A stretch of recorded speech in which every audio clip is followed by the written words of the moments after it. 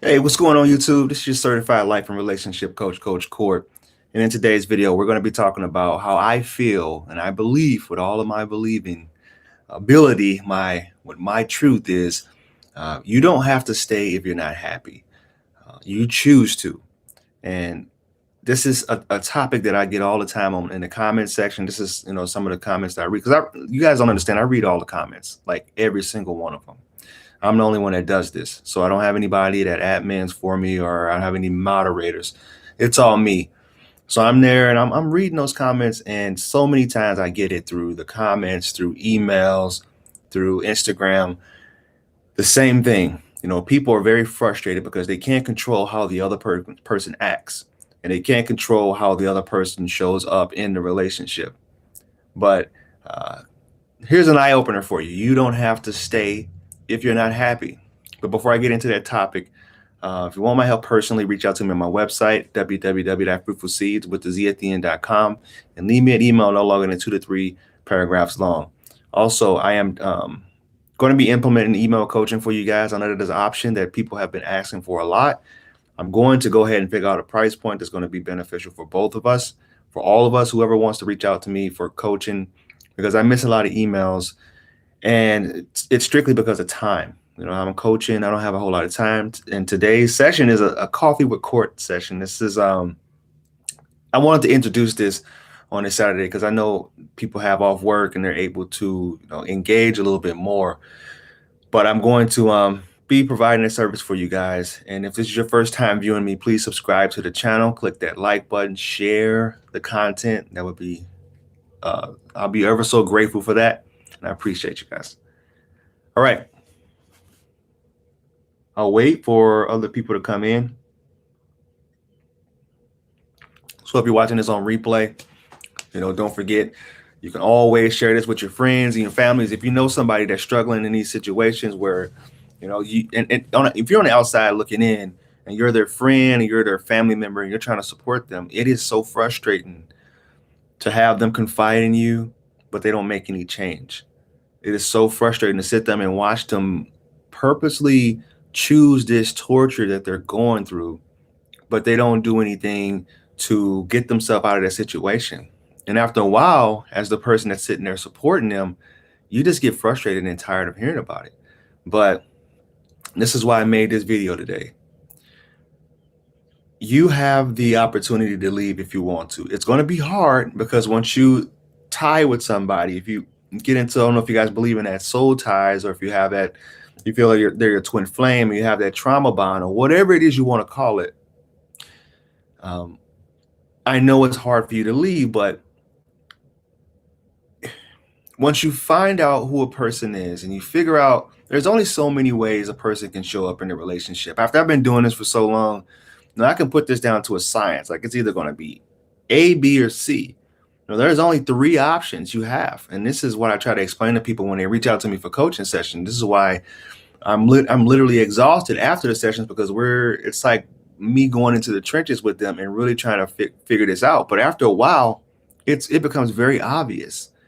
And that's like, is either they struggle with some type of, it's like a character flaw, or they struggle with some type of personality disorder, or they have some type of insecure attachment styles, or it's just somebody that doesn't have a whole lot of relationships. It's interesting.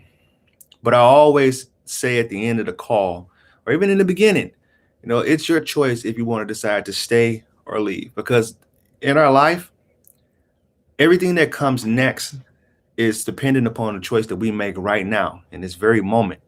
So if you are making that choice to stay when you know you're not happy, and typically people stay because they're either hopeful that the person will change, and they have like a big ego and they feel like, oh, this person just loved me so much. Eventually they'll change. Eventually they'll see that I'm a valuable person and they want to show up better for me, and they want to give me everything that I've been giving them. And when it doesn't turn out that way, that's when they'll go to the comment sections. That's when they'll go and they'll start to, blow up let all their frustrations out and all their anger. And it's really obvious for me because I've been doing this long enough now that I know what a person is feeling inside. That's when they'll project that onto other people. They'll project it on into the comment section. They'll project it. Everybody's going to get their venom that they're spewing all over the place because because they can't control that one person, or they can't have them show up the way that they want them to show up. Everybody's going to pay. And this is all part of grieving progress. In the 5 stages of grieving, anger is one of them. And usually when people reach out to me, they're either in the hopeful phase or they're angry about the situation. And it's like I said, it's only so many ways that, so many possibilities that a person does what they does. And I'm kind of ashamed because lately I kind of got caught up in this whole narcissistic avenue, this buzzword, and I'm not about it. Like for a person to be a narcissist, you really have to have a strict criteria for being a bona fide NPD diagnosed. And I'm not a clinician or a counselor or any of that. I have background in sociology and in working with people in mental health, but I'm not licensed. Just so you guys, that's a disclaimer for you guys. But one thing I do know that for a person to be NPD, it's a very small percentage of the population that actually is. We all have a sense of narcissism in us. And that was a video that I just did the other day. Is my avoidant a narcissist? I talked about that in that video. So if you're interested in that, go back and check that out. Knock the not word again. No. Yeah, I'm not about it. I'm not about it. So I'm just going to stay in my lane. I'm going to talk more about what I know. And what I know is how people that struggle with the insecure attachment shows up. That's more the DSM model information there. And I'm not a clinician, so I'm not even going to go down that route. But there are certain things that people do that will show you that there's no way that they're probably going to change. If they're a selfish person, and this is the thing about, as children, you can consider children narcissists because children, they have a very central based way of thinking. Like everything revolves around me. Everything that happens in my life is because of me. If mom doesn't come pick me up from school, or it's probably because I'm a bad kid and she doesn't want to be around me. If mom doesn't feed me, it's probably because I did something wrong and I don't deserve to eat. It's very egocentric type of world when you were a kid, because they don't have the cognitive maturity to know that not everything revolves around them. If mom decides to divorce dad, it's not about them. And they may think that because they were arguing over me leaving my Legos in the middle of the floor, they're getting divorced, because they don't understand that there is a very broad reasons of why a person will make those decisions. Those are adult issues, and they don't quite comprehend that. And it's not until you get older and you start to unpack some of this stuff and reflect on some of the things that were happening in your life as a kid, because there are things that I remember when I was a kid that I have no clue how I remembered it. But the fact that I'm able to go down those avenues and take that deep dive into my own mental health, I'm able to reassign a meaning for it and actually restructure. What's the word I'm looking for? Reassign a new narrative to the way that I thought it was. My perception was off because I was a kid and I didn't know any better. Pause for the cause here. What's up, everybody? If you're just viewing me, subscribe, like, and comment. I appreciate you guys. If this is something that you guys struggle with, I want you guys to comment down below. If you are struggling with being able to walk away from someone and you're not happy, which a lot of people are, this is at this point, I'm working with people on 8 and 9 different continents, and this is an issue all over the world.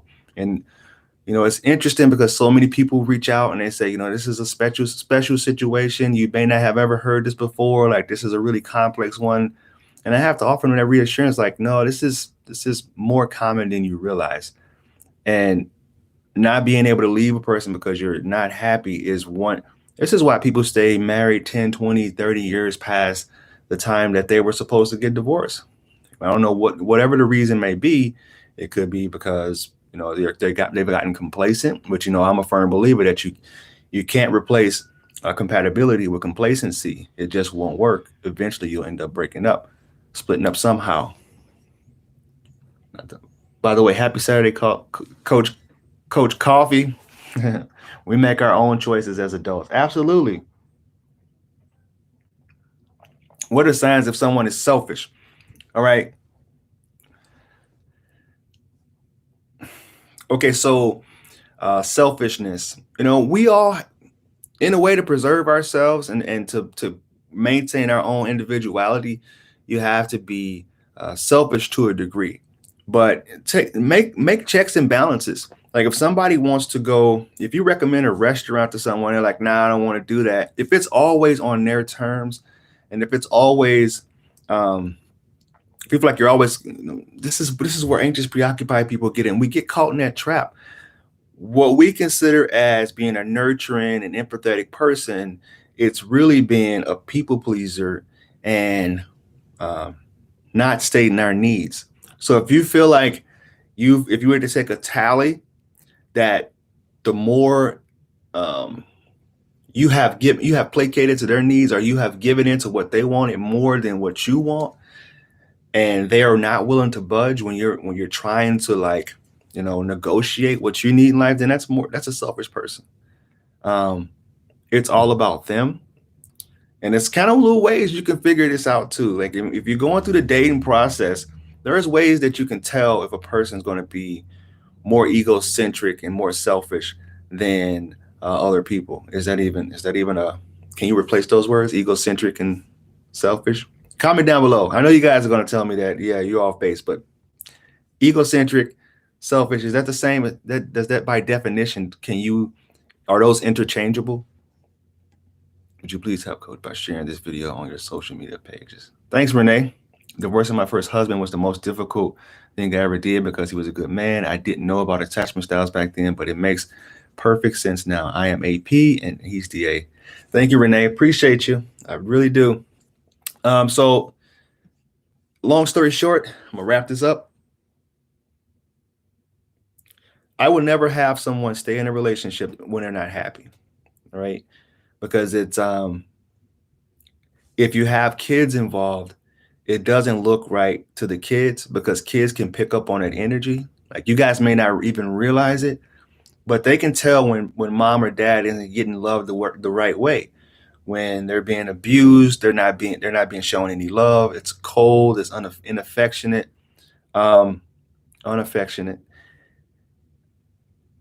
That's one thing that you need to keep in mind when you are staying in these relationships longer than you should. When you're not happy, that's when more arguments are going to happen. That's when you're going to find yourself trying to avoid that person. If you guys know about Mark Knapp's theory for relationship development, check that out. I feel like it's a great diagram on showing when relationships are coming together and when relationships are coming apart. So Mark Knapp's KNAPP theory for relationship development. I actually did a video on that last year. I want to say it was around June or July, maybe even earlier than that. So I have that on my older videos if you guys are interested in that. I'll even go back and link that, but my old videos are a little bit cringeworthy because I was in a different headspace and different mental space back then. But I really feel like that diagram really can help people out in understanding where they're at as far as the phases of their relationship. So go check that out too. That's it. If you guys are interested in my membership, it's still there for you. 60 to 70% off one-on-one coaching with me. And I also have email coaching option that's going to be becoming available really, really quickly. And I got a lot of things in the work. I appreciate you guys in the works. Appreciate you guys. Happy Saturday. Appreciate you stopping by and having coffee with Court. I like looking out the window. I'm right here by the lake, and it's just really peaceful sometimes. Whenever I need to gather my thoughts, kind of look over at the lake and just help me with my flow. All right. Thank you guys. I will talk to you soon.